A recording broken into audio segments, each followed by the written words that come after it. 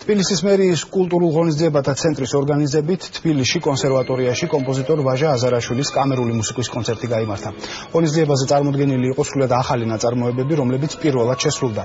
კონცერტი თბილისის განათლებისა და კულტურის ცენტრის მხარდაჭერით ჩატარდა.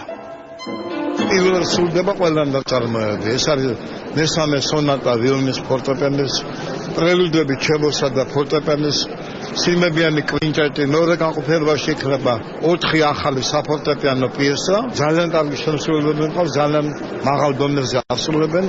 ბედნიერება და ბედნიერება რამდენი ხალხი მობრძანდა ამ ჩემ მოგზაურობ შემოქმედების მოსასმენად. მსმენელი განსაკუთრებულად დიდი სიყვარულით ეპყრობა და იცნობს მის საესტრადო მუსიკას. დღევანდელ საღამოზე კი შესრულდება კამერული მუსიკა, ყველა ნაწარმოების საპრემიერო შესრულება იქნება წარმოდგენილი, ასე რომ ბატონი ვაჟა კვლავ ძალიან კარგ ფორმაშია და მისი შემოქმედებიდან სიახლეებს ამ კონცერტიდან გაიგებს მსმენელი. ბატონი ვაჟა არის არა მხოლოდ უბრალოდ კომპოზიტორი დიდი, არამედ ჩვენი სულიერების კომპოზიტორია და სამწუხაროა, რომ ბატონ ვაჟას ბოლო წლების განმავლობაში, ვისაც არ უნდა მოეწონოს ეს ფაქტია, ნაკლებ ყურადღებას ვაქცევდით, ვინაიდან ეს არის ცოცხალი განძი.